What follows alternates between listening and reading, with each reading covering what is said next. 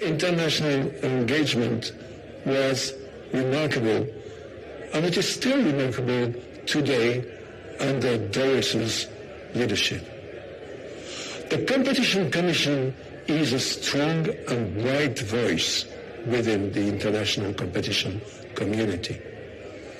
And knowing Doris's drive and our interest in the ICN, I am sure that we will continue to benefit from the Competition Commission's expertise and perspectives in the years to come in the ICN. Secondly, regionally, the Competition Commission is a front runner for the African Competition Forum, promoting the adoption of competition principles in the economic policies of many African countries. Thirdly, bilaterally, the Competition Commission and the European Commission can look back at years of fruitful cooperation. For example, in 2012, we coordinated advance raids in the freight forwarding cartel investigation. In 2016, we signed a memorandum of understanding and cooperation. And since then, we have cooperated on many cases in both antitrust and merger control. I am really sorry not being able to be with you in person today, but I can assure you that I cherish our regular meetings on the sidelines of competition events around the globe. And I hope that our long-standing and fruitful cooperation will then continue. This is important, as we can better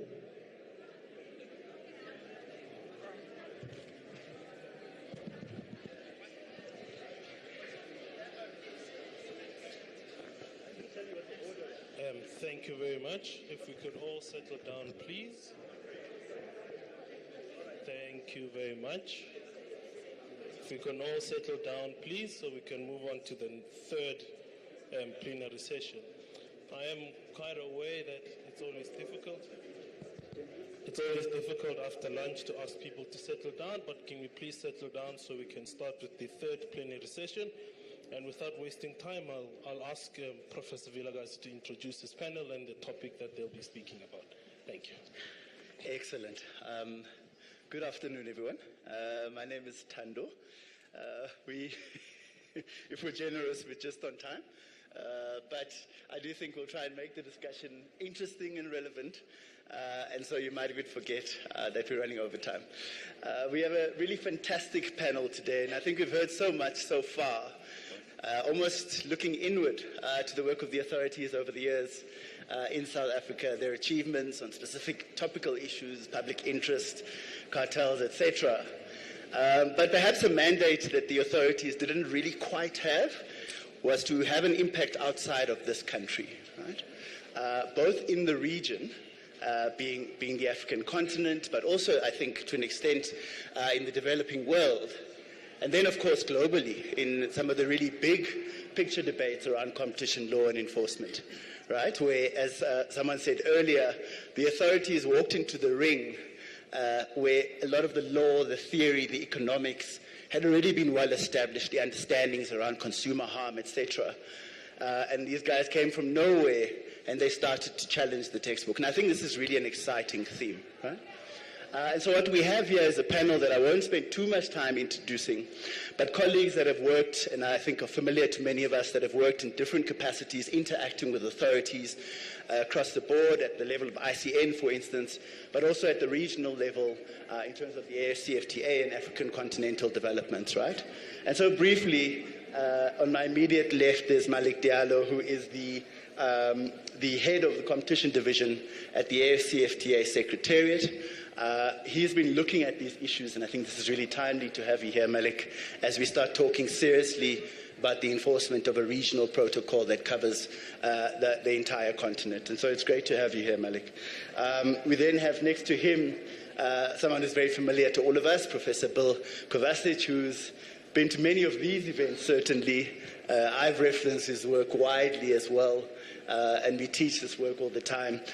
Bill is at the George Washington University School of Law, but perhaps more familiar in those early years of the authority, interacting with our leaders when they were representing the South African authorities at the ICN, etc., in the kind of big global debates. And so we'll hear a bit about that perspective a bit later. After him, we have Mr. Desh Macaulisa, the head or executive director of the Competition Commission in Mauritius. And presently, as some of you might know, Mauritius currently chairs the African Competition Forum. And so that regional perspective, but also the perspective of someone who spent a lot of time, much like many of you in this room, trying to build an institution from scratch and trying to create teeth and the ability to enforce a mandate. And so we'll ask him to reflect with both of those hats on. And then lastly, Mr. Boniface Makongo, who will be very familiar to us that have worked on competition issues through the region, currently Director Competition at the COMESA Competition Commission. Formerly, of course, also in the same capacity, effectively, at the Competition Authority of Kenya. So vast experience at the level of individual authorities and building institutions, but indeed now with a very powerful and really challenging, I would argue, regional mandate as well. The title of our panel is then The Contribution of South Africa to the Global Competition Law Development, right? And I think what I've done in preparing for the session and sharing with the panelists is to also extend that to say global, but also to distinguish the issues that are specific to our region, because I think there's been a lot of learning and sharing, even within and across our very kind of immediate borders, and I think I'd like to touch on those issues as well. How we've structured what we want to say so that we kind of demonstrate absolute excellence in terms of time is around what you might say are three key bullets, right? The first will be assessing, reflecting on impact. The second will be talking about the kind of grand current challenges, right? And the kind of cross-cutting issues thematically that need to be addressed by authorities here and elsewhere. And then we'll end with a short note on saying, Competition Commission, Competition Tribunal, Competition Appeal Court of South Africa, you've done really well, well done. But here are your grand challenges for the next 25 years. So we look forward, even as today's theme is to look back. Right, Malik, I'll start with you. I've said too much. Upon reflection, and at this time, as we're thinking about the AfCFTA, the links to trade policy, and the role that competition policy plays, perhaps a few reflections on where we are, where these authorities are and their achievements and the wider impact to kick us off. Yes, thank you very much. Before I start, I just wanted to convey the apologies of the Secretary General of the AfCFTA. I think he was supposed to deliver a keynote speech, but because of other commitments, he was not able to be here. So I think I have been working with the Commission of South Africa for a very long time, both in my previous, let's say, capacities when I was working at the Commission of Senegal. And I think Bill have trained me as well on competition law and compliance. It's not my fault. It's okay. With the YMO Commission. So happy to be good to see you again. This panel with you. And I think looking back to what the Commission have achieved, and I think a lot have been said this morning, and I think one thing that I take is the public participation, which I think is very important in the context of the African competition regime. In many jurisdictions, we have these issues of the buy-in of the consumers and the other stakeholders, because maybe there is maybe not a lot of advocacy, maybe lack of competition culture, and also maybe lack of enforcement by the competition authorities. And I think in South Africa, the achievement in that particular aspect is due to maybe two things. First, the objectives as delineated in the competition law itself, but also the policies that underlining it in terms of not only the economic efficiency, the consumer welfare, but also the inclusivity and development that have been put forward in the policy. And as well, the promotion of the SMEs and the historically disadvantaged individuals. So, and then I think that is very important for getting the buy-in of the South Africans. And the second thing is and I think a lot have been said, the fact that in enforcing, priorities have been given to sectors that speaks to the needs of the citizens in terms of cartels, in terms of measure analysis and regulation as well. And I think that is very, very, very, very important. And a lot of jurisdictions in Africa need to learn from that experience as well. The second point I wanted to make is the impact that the Commission have been able to make in, let's say, bringing the competition authorities across the continent together in the context of the African Competition Forum. I think the chair will speak more about that. But I was there in 2009, 2011, when the ACF was being created. And the Commission had this leadership in putting the authorities together. So I think that is also very, very important. In the ACF, a lot of work have been done in terms of research, in terms of also capacity building and cooperation. And I think the Commission had a good leadership in that. My third point is, and this is obvious in the context of the AFCFTA broadly, vis-à-vis the negotiations of the agreement itself, but also the negotiations of the protocol on competition. And I think the good thing was that when the protocol on competition were being negotiated, South Africa was sharing the ministerial, the Council of Ministers of the AFCFTA. And both in terms of the process and the substance of the negotiations, the leadership of South Africa have been very determinant.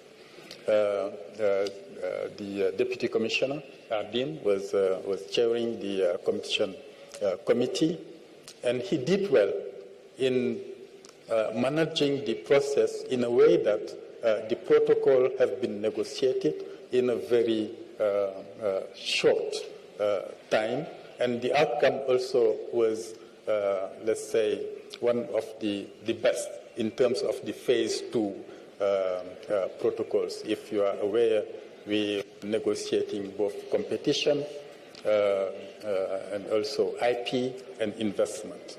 And the competition protocol was the least problematic one because of the, let's say, well-managed process and also the good substance that we had. So, and I think there was also the contribution of South Africa in terms of incorporating the public interest elements in the AFCFTA competition protocol.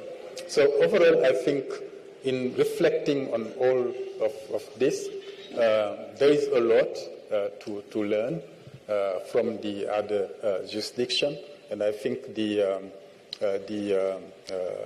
let's say, what we could call the achievements so far is very good, and we need to build upon that.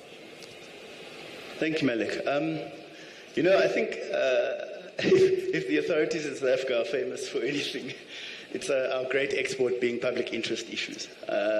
We've taken those to this global stage, etc.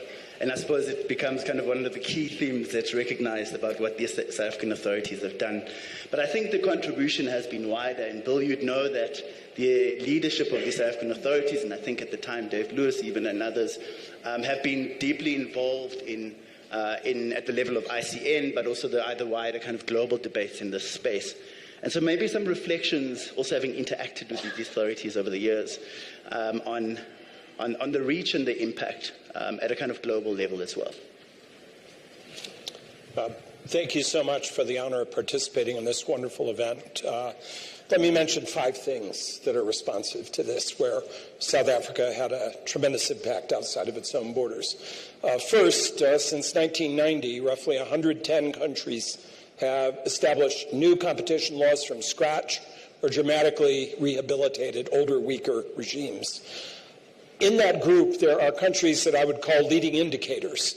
That is, they immediately and significantly drew the attention of other jurisdictions as models for what could be done and as tests for whether competition law could be an effective means of policy development. South Africa was second to none as being one of those barometers, so that as South Africa was building its system, it was really playing not just for itself, but for a much larger global audience on the continent and around the world. There wasn't a new agency that did not think about South Africa's experience and study what South Africa was doing year by year. By showing that it could be done, this gave tremendous encouragement to other jurisdictions. That was a powerful effect on the larger world. Second, as Malik mentioned and so many others have mentioned, South Africa was the prototype for the public interest test. Not only did it develop the system, but it was very transparent about what it was doing. It's one thing to develop the test and to announce that you have it. It's another thing to actually apply it in individual cases. South Africa globally spent a lot of time saying, this is what we're doing, here are guidelines for how we apply it, this is what's working, what's not working. That was enormously informative. And a consequence of that is that it changed the global debate about the aims and legitimate objectives of competition law. Third, South Africa was an exemplar in showing the importance of developing a conscious strategy and formulating priorities as a way of implementing the law. And that took place from the very beginning.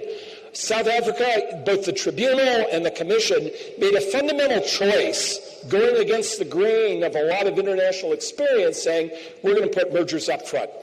Merger enforcement is the way that we're going to place our mark on the economy and announce to the world that we exist. That was done very successfully by marshaling resources to make merger review an important, significant element of the competition policy regime. Part of what it showed was that you don't just stumble into cases, you don't simply drift from one matter to another. You're far better off thinking about what approach, what strategy will work for you. I think other nations have adopted that approach with great success. Fourth, regular upgrades. A significant part of the South African regime is that periodically the nation has upgraded the quality of the regime by making reforms. I see South Africa in this group of 110, but for a larger audience, as being a crucial indicator of what is a truly virtuous cycle in competition policy. First, you experiment with the system you have, you apply it. Second, you assess experience, identifying the good, the bad, and the indifferent. And third, you look for adjustments that will enhance the operation of the system. That kind of continuing refreshment of the system and upgrade has been a noticeable part of the South African experience. That's a good example for the rest of the world. And the last item, which again my colleagues have discussed and others have mentioned, is the emphasis on regional effort. I associate with South Africa in these big international meetings, whether it's UNCTAD, whether it's OECD, whether it's ICN, an awareness immediately that putting everybody in the same room and talking about the big issues was going to fail. There was no way you could tailor the discussion to meet the specific needs of regions, of continents, and areas. And it was South Africa that led the effort to formulate regional solutions. Let's bring together similarly situated countries to talk about common interests that fall under the larger umbrella of competition law. But South Africa consciously, through its support, with many other jurisdictions of the continent, where would it have gone without Kenya, for example, without Francis's work? But to see how regional policy analysis was a crucial way of carrying competition policy forward. I see South Africa in all 5 respects as having added a lot to the international competition policy framework in 25 years. Thanks, Bill. I mean, I like the thinking around the regional solutions. And even as the countries that we deal with are very, very diverse, even just working in Southern East Africa over the many years. And the issues are particular to each country, etc. But there have been kind of golden threads that have been able to kind of anchor the interaction between the authorities. And it's caught on in other parts of the world, too. Yeah. I mean, you see the same development in Asia, you see the same development in Latin America. What happened in Africa, what happened on the continent, provided a catalyst for developments elsewhere. That's a powerful effect. Sure. I mean, Deshmukh, so I think that's interesting, given you now sit, of course, as the chair of the ACF as well, which is tasked really to bring and kind of be the ICN equivalent, right? So to integrate and work for cooperation between our authorities here. And you've been part of these conversations for quite some time now. Some reflections, but also maybe even a little critical review on what Bill says, which is that it's worked pretty well, but of course we know it hasn't. Yeah. Thank you. First, I would like to congratulate the whole CCSA team for the excellent work it has done over the past 25 years. And being first among the first countries in Africa to introduce competition law, the CCSA has been a role model and contributed significantly to the development of competition law in the region in many ways. It is therefore a pleasure and a privilege for me to be on this panel to discuss the contribution of the CCSA on regional development from a regional perspective. But I would like to start from a bilateral point of view, and from the perspective of the Competition Commission of Mauritius, and looking back at our experience with the CCSA over the past 15 years, because we have reached 15 years this year. And I would like to highlight the contribution of the Commission at this level.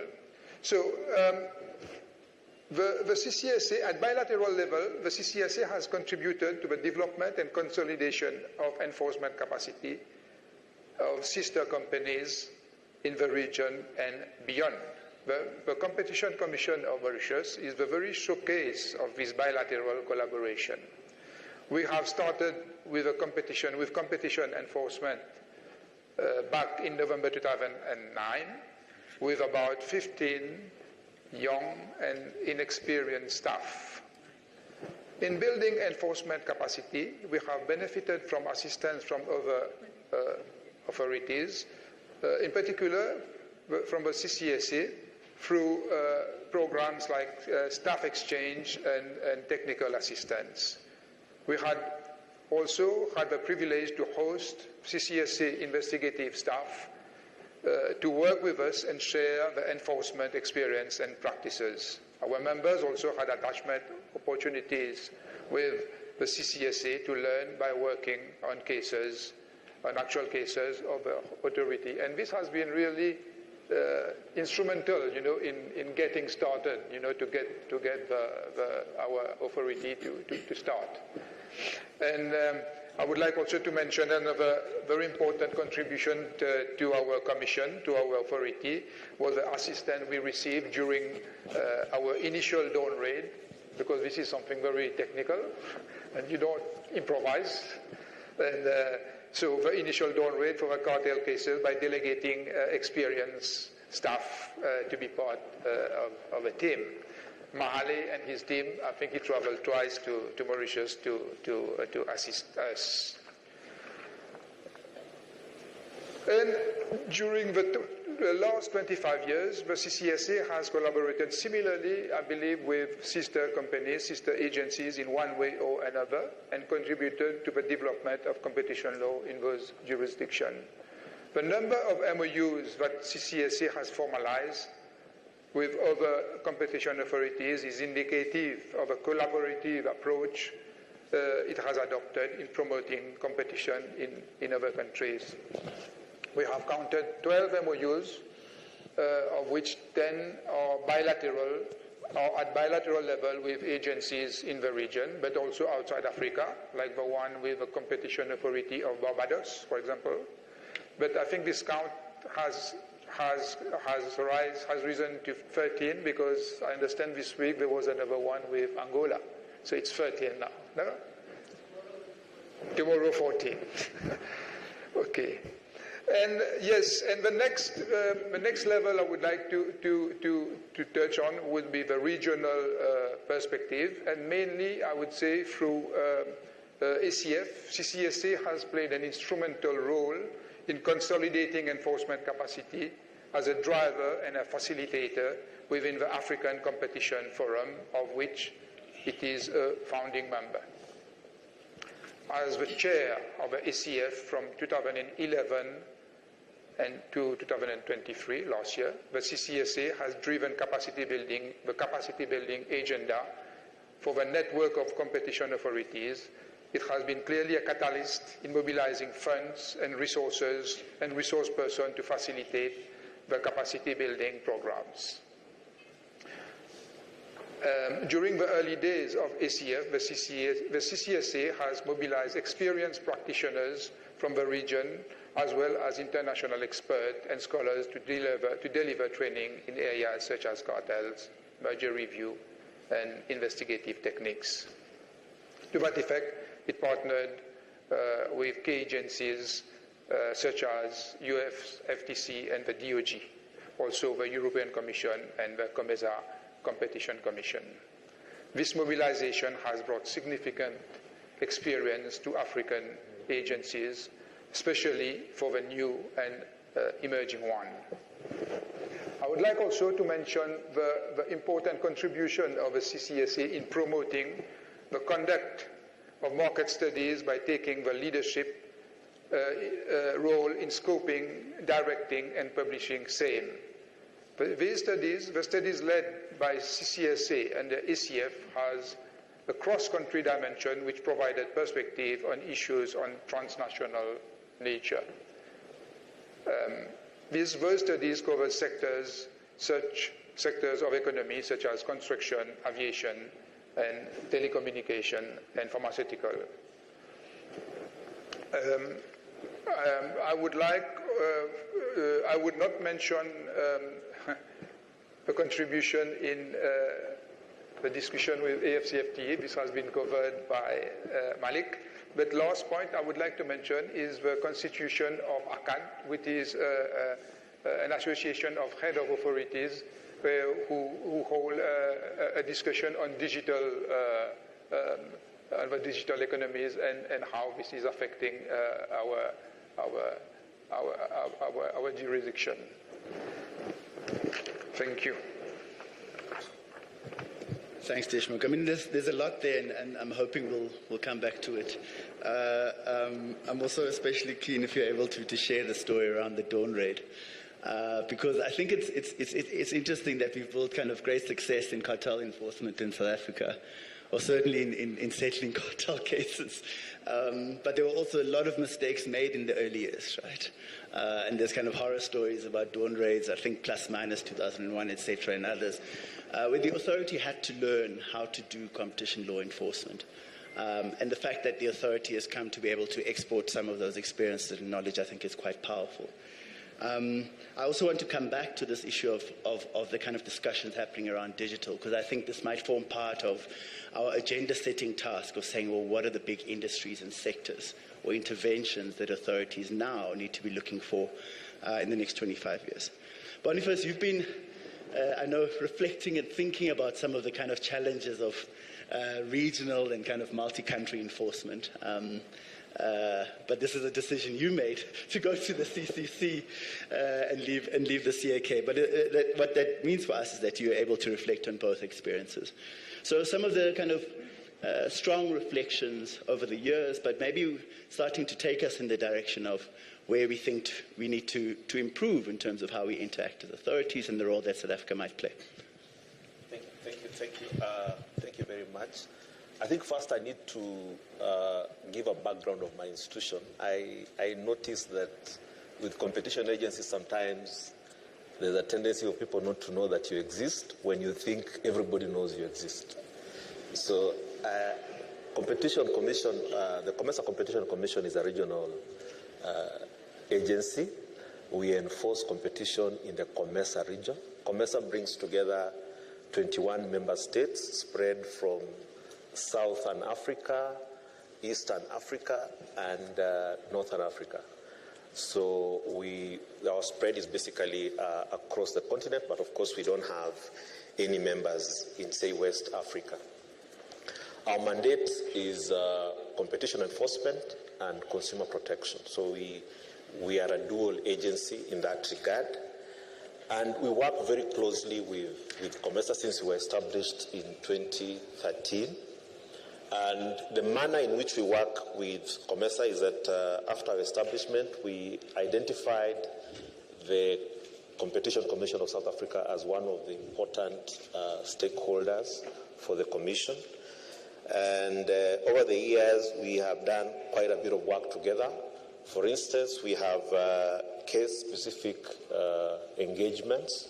So we've had cases, especially mergers, where we have engaged the Competition Commission of South Africa with regard to understanding their theories of harm in some of the mergers we've done in the agricultural sector. We've had cases where we have tried to address remedies that we have proposed in mergers that we were analyzing, and we felt that given the fact that some of those mergers had an impact on South Africa, we engaged the Competition Commission of South Africa basically to understand how the remedies would affect the market. And this is important to note because South Africa is not a member of COMESA, so therefore it ideally does not fall within our mandate. With regard to the other aspect has been on capacity building. You might be aware that in our continent and also in the common market, that is COMESA, we have the terrain is there's different levels of enforcement. You have countries where you have an agency that is functional. You have countries where you have laws have just been enacted.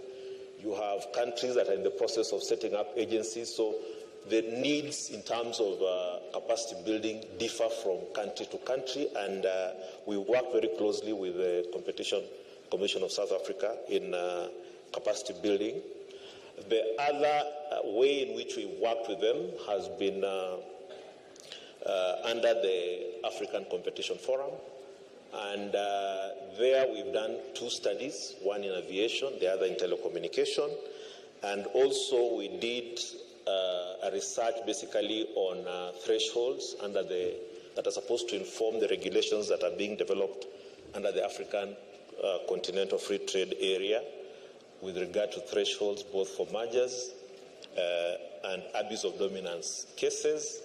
And lastly, both of us are also very actively participating in the ICN. So we have a project we are doing with the Competition Commission of South Africa on agriculture and food value chains in the region. And this is also being done with the Kenyan Competition Agency. And the purpose of this project is basically to be in a position to identify the competition concerns that are there, and therefore guide member states both in COMESA, and of course it is a document that will be available to other agencies to see how to address the competition concerns that the state value chains raise. So for us, as the Competition Commission of COMESA, we find the South African agency to be a very invaluable partner now and going forward, and we look forward to an even more enhanced collaboration in many areas, including, for instance, cartel enforcement, where the Competition Commission of South Africa has done a relatively very commendable job. Thank you. Boniface, maybe I can come back to you as we kind of switch to our second theme, which is that I think there's been great successes over the years in building even just the institutions that have facilitated regional coordination, but also the fact that the authorities from developing countries have found a voice and a space within global agencies such as ICN, etc. Are there areas where you might say there's more to do in terms of, certainly at a continental level, certainly exporting the lessons and experiences beyond kind of, for instance, capacity building, etc., but where maybe we're limited in terms of the extent of collaboration that we might have? Is there a role for South Africa to play there if you were to cast your eye to the future? I would say that there's still a role for South Africa to play. We are all aware that the South African Commission has been around for much longer than most agencies. They have experience in undertaking investigations, including in areas like cartels, which are areas that a lot of other agencies on the continent have not been very, very effective at. So that is an area that we have a lot to learn from them. But, and also the capacity building that you talked about, I think that is an area that we could rely on the South African Competition Commission to take a lead in. But equally, I think there is need to have an arrangement where, for instance, on the information sharing that I was talking about, in terms of us being able to share information on cases, there are limitations in that, in the sense that it's very unstructured. So there's need, for instance, going forward, to have a more structured way of sharing information, so that you also buy in the confidence of stakeholders to ensure that, you know, they must be aware how the information that they're sharing is going to be processed. You know, that needs to be done. I also see that as what I would call a lead agency in this part of the globe, they could also take a lead in ensuring that we have some kind of agreement on priorities. You understand that one of the challenges that we've had is the fact that our resource envelopes are not allowed for, you know, undertaking too much in terms of enforcement. So I would suggest that the South Africans then going forward look at how, if it's possible, they take a lead in that, in terms of, you know, bringing together a number of African agencies and agreeing on priorities, including on things like, you know, how can we involve each other in terms of doing inquiries to understand the various sectors, because you appreciate that in our region, essentially, the undertakings that we are dealing with are the same.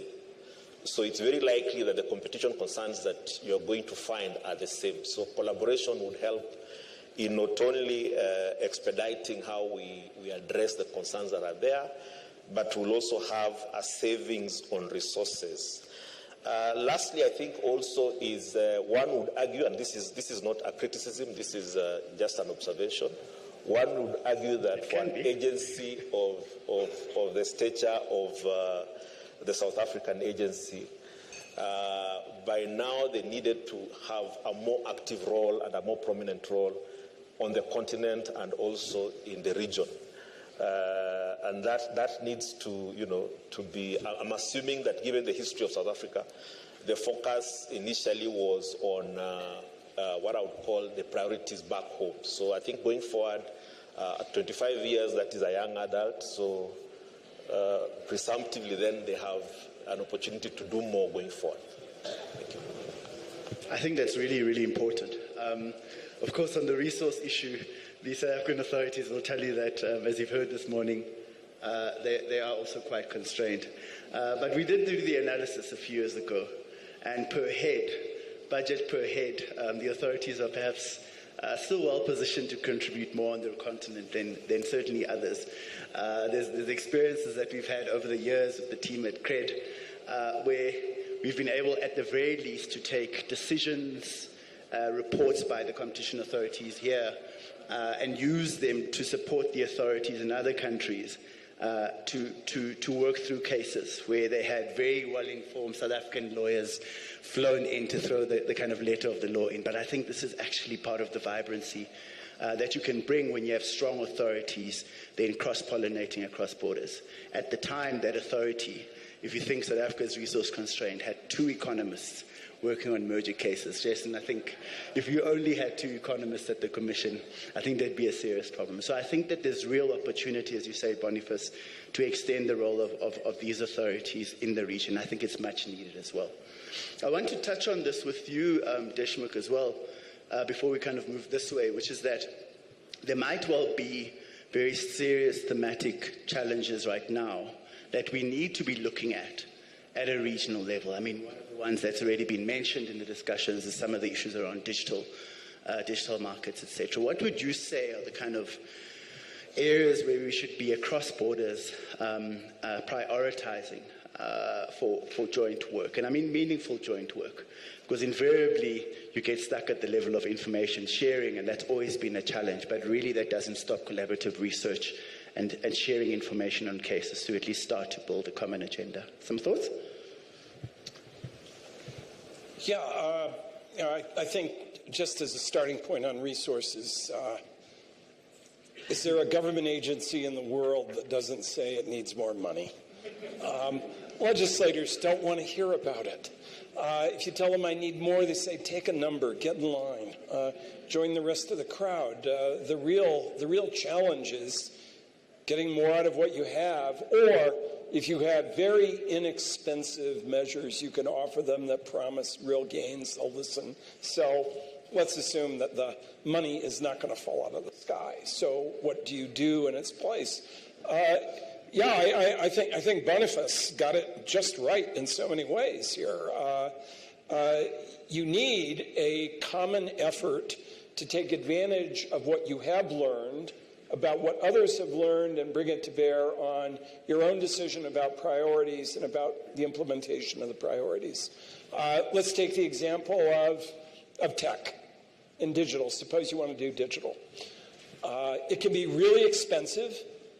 The numbers that some of the big agencies, and I think about the CMA has a data analysis and tech team of over 100 people now. And they're preparing that in order to work on their forthcoming Digital Markets Act equivalent. But who's going to match that? It's not going to happen in the continent. If you get 100 in total across agencies, that would be impressive. No agency is going to have 100. So what do you have to do? Well, one is you want to build a collaboration. You want to build a research framework in which people can identify what everybody is doing or wants to do right now. Suppose you want to do something involving Google. And what I want to know is exactly how many investigations are going on in Africa and elsewhere around the world by public agencies, how many cases, what's happening in the cases, what remedies have been generated before I set in motion my own next matter. I want to know all of that first. How would I do that now? Through laborious, handmade data sets. There's no one place I can go to look. I have to go through a frightful process of trying to assemble that on my own. Wouldn't it be great through the framework of the ACF that before you set out on doing a specific project, there was a database where you could look at everything Google, that you could look at everything about cartels. You'd have a data set that told you the case, the matter involved, the procedural history, and here's the remedy that we got out of it, and any assessment that's been done about the remedy. I mean, one fairly pedestrian, simple, but crucial step is to make it easier to take advantage of this big competition policy data that's out there, but isn't necessarily brought to bear on new matters in an effective way. That means that the individual members of the regional alliances have to be willing to put their information into the pool, and that you need a central location in which the data set is managed and made available to members. In merger control involving tech, what have the remedies been so far? Who took what undertakings and what matters? I want to know all of them. I want that composite picture so I can see what happened as a way of informing my judgments about what I want to do now. I want to suggest to you that if you want to do that kind of research anywhere, you can't find that universal data set. It does not exist. So I see a crucial foundation for doing this kind of work to find ways that you have a deeper common understanding of what remedies have been taken, what's happening in individual cases, and yes, as Boniface said before, how about a common discussion about what we think the larger priorities are as a way of not only informing each other about what we're doing, but thinking about what kinds of collaboration, what allocation of tasks might bring us closer to the achievement of those priorities. That is a deeper form of integration across borders that I think you're referring to. I don't think it's terribly expensive, but it does take time and effort. It doesn't generate a big win in litigation tomorrow. You are planting a tree that's going to grow over the coming years and yield benefits to successors you don't even know later on.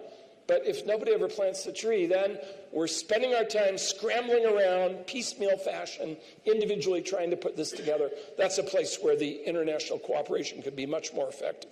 And oh yes, my dentist at certain points of the procedure said, this is going to hurt a little. Part of what hurts a little is sitting down with your peers and saying, here's something I tried it in good faith, and it was a dead end.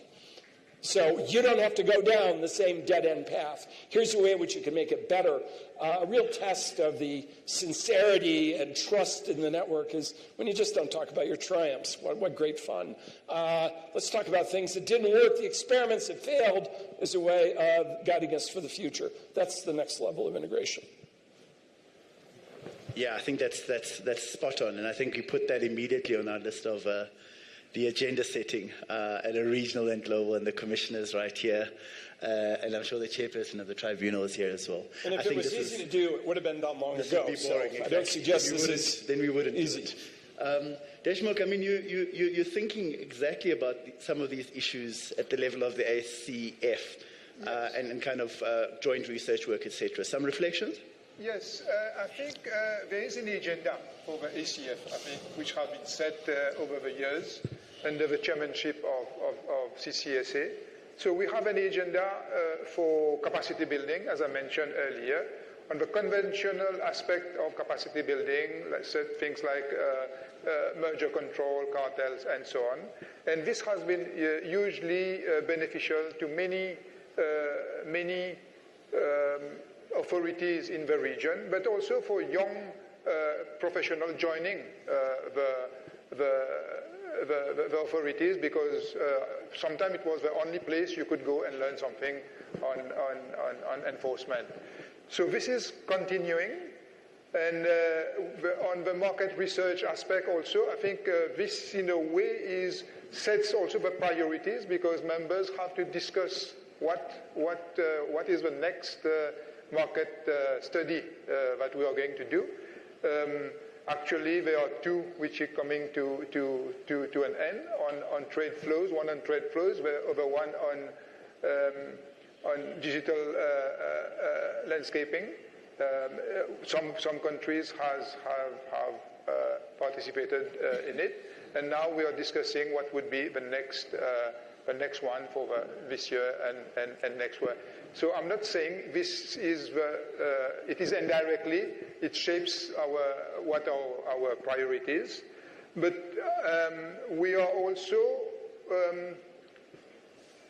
through the digital dialogue, for example, we are also addressing some issues. For example, the digital dialogue is trying to set up a compendium of cases, and we mentioned the digital aspect of the digitalization of economy affecting competition enforcement in Africa. And this is a subject where we don't know exactly where it starts, where it ends. It is a complex matter for everybody. So this conversation has started, and I would like just to give you an example. We had a workshop some month ago, and we have about, I think, 10 or 12 countries participating in this workshop, and each country had to provide the case of some cases they were working on. And we were very surprised to see that, there was something happening in Africa, but as you mentioned, nobody is aware about it because it is not centralized. So this is one item on our agenda. Hopefully we will come up with some sort of database or listing, on cases happening in the digital space, so that we can share with everybody. And we have also, regarding the ACF, we have set up a website, where we are trying to share as many information as we can. So the items, the ideas that you mentioned, I'm not saying we have this on board, but this is in the direction where we are trying to get to centralize as much as information as we can have on this website, on cartels, on mergers and abuse and so on. Because sometimes, when we do cases in African countries, it might not be exactly the same of the cases happening in the US or in Europe, you see? And there might be more similarities in countries in our region. So it would be a good source of information and to see what happened, what are the decisions, and what are the problems and issues that happened in the past. So this is something we are working on. But as you know, ACF is an informal association, so we need some time, to put things together. But this is definitely the direction that we want in which we want to progress. Spot on. So we have, and it's really exciting to hear that the compendium of cases is being built.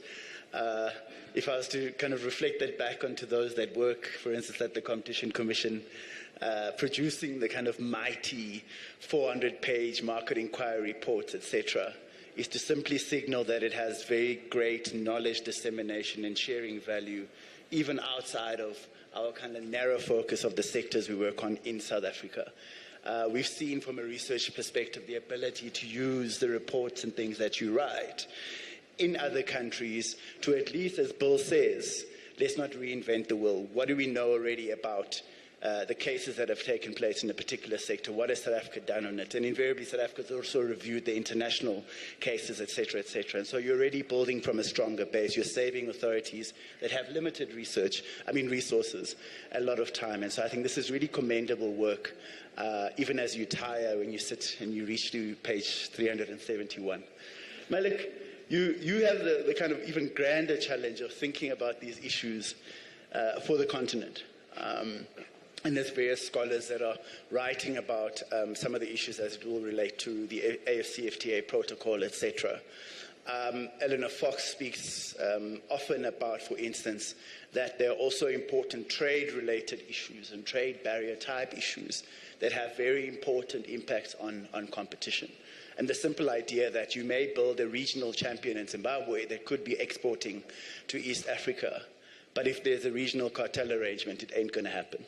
So some reflections on the kind of broad agenda and the grand challenge when thinking about it from the perspective of the continent at large. Yeah. I think when you are in this setting of a free trade area where you are trying to reduce the barriers to trade in goods and services, when you are trying to expand the market access for businesses, it's very important that you take care of some of the concerns that the stakeholders may have. We talk about a lot of international cartels, about also these investment that is happening in different countries because of more opening of the market. And this is exactly what the AFCFTA is trying to do. But it comes with those concerns that, when you are opening your markets, you'll have some bigger companies coming in your market and, having to take over the, let's say, market shares of the national companies, etc., etc. So you have to cater for those issues, and it's exactly what the AFCFTA Commission Protocol is trying to do. And removing the barriers to entry, facilitating also trade and investment, but also putting a framework to combat these cartels and these anti-competitive measures that the national competition authorities and sometimes the regional competition authorities cannot address. So the scope of the AFCFTA Commission Protocol is geared towards that objective. But as it has been observed, when we will be having this Continental Commission Authority, it will not be at the beginning able to do all of this by its own. You will need to pull the resources together. You will need to put a cooperation framework together, and that's why we are also having this network of commission authorities in the continent, both at national, regional, and continental level, in order to tackle these big issues of international cartels, of mega majors, as Eleanor Toth is calling them, but also the digital market that is emerging. So I think there is a lot of challenges ahead of us, but it's really, I think, in having this continental framework that we will be able to tackle them. Sure. I mean, before I open to some questions from the audience, Bill, Malik raises the important point of kind of the super mergers, the global mergers, the ones that the Lafarge, Holcim, etc., that we look back on and say, often say, if there was a regional authority in a continent like ours, we might have dealt with that case better. The authorities had different resources in different countries, etc. It was really, really difficult to engage with. Some reflections on kind of the role and kind of interactions that would be required to have support at the level of the ICN, for instance, for the authorities, at least in the region, to deal with these types of issues, but also the role that the stronger authorities in the continent should be playing when thinking about the kind of big super mergers, which are incredibly difficult to work with at the level of individual authorities. Yeah, I see the big international organizations as being large and powerful, but they move like a brontosaurus. That is, in a market that requires agility and adaptability, they're not. The research agendas that they pursue are useful, but they tend to be a year and a half behind the issues that the agencies are facing. So I think that this is where the more nimble, smaller groups, the continent-wide effort that Malik just mentioned before, the ACF, I think these are the fora in which you can develop a collective response more effectively. And the large agencies have the advantage of the database, the experience base. They're in a better position because they've had repeated experience with specific matters, and they can bring that to bear more effectively. And especially, they can say useful things about the structuring of an investigation. They have more resources to pull together this body of knowledge from what other jurisdictions have been doing. A couple of my colleagues here have mentioned what you can gather, for example, from the big jurisdictions. There's a remarkable outpouring of information now that's entering the public domain from the big tech matters that are being run in North America and in Europe. that is highly detailed, fascinating, fact-specific information about how these enterprises operate. It's being put into the public domain as a consequence of the DMA negotiations. It's coming out of the big abusive dominance cases. So I want to take that data stream and incorporate it into what I'm doing. Big agencies have more capacity to do that. So you look to the leading agencies on the continent to play more of a role of assembling that information, bringing more experienced case handlers to bear and making that know-how available to other agencies. And as you've been saying, these relationships don't form automatically. My colleagues here know better than I do what it takes to build the trust, and especially starting a new but potentially very significant network. That it takes a real sustained, dedicated effort over time. And you have to convince each institution, each organization, that it's worth it, that the return from doing this kind of work is going to be significant. I'm confident that it is, because there's a lot of valuable information about how to structure that. The larger agencies can play a lead role, and as again my colleagues have mentioned, South Africa has been uniquely generous in making its know-how available to other authorities. In the case of Mauritius and others, where do they come in the continent? They come here first.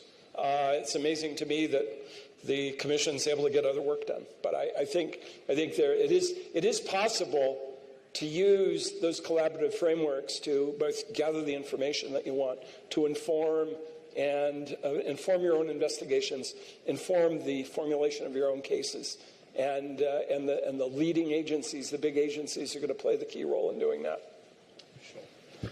I think we have just a tiny bit of time left. Are there any interesting and pressing comments and questions? And we'll take one or two maybe, and then I'll ask my panel to wrap. This will all end in 2 minutes.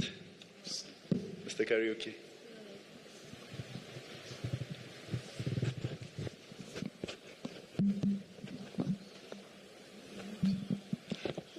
Thank you.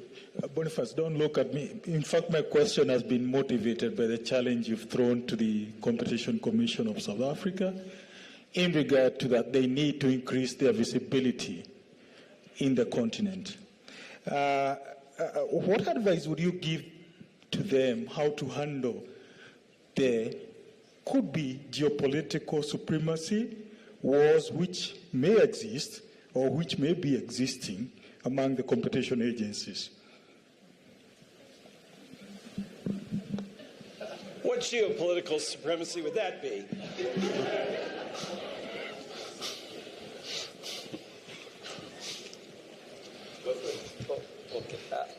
I hope I understood your question. Before I hazard a guess, my take, or rather my comment, was actuated by the fact that if you look at competition enforcement, both on the continent and also regionally,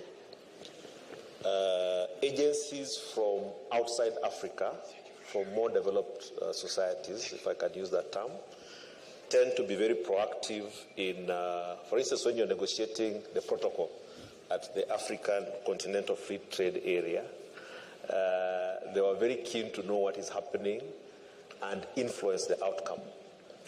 So my thinking is that the idea of their existing geopolitical dynamics will always be there. I think they exist even in developed countries between, say, the countries in Europe and the ones in the USA and the European ones. but my answer would be that I think there is still room for the Competition Commission of South Africa to play a leading role. And in this contest, what will matter is what plans you have in terms of what you can put on the table, vis-a-vis the resources that you're willing to avail. The rest will take care of itself, as far as I'm concerned. Thank you. Thank you. Given we are behind, I'm going to end it there, unfortunately. I unless I have other permissions, but I understand that it's game over. Colleagues, thank you very much for engaging with us. DG, you can hear that... Here, you can hear that even as we're resource constrained in our authorities here, they're going to be doing a lot of work outside of this country as well.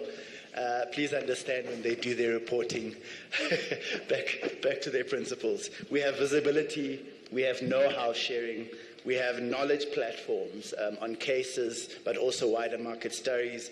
I think there's a very important lead role in the gender setting role to be played, but also the bread and butter of case-specific knowledge sharing across the continent. That's the kind of big agenda, at least coming from this panel. Gentlemen, thank you. Even as we didn't have diversity, otherwise we at least had very interesting and diverse views. So thank you for your time. If you join me in thanking them.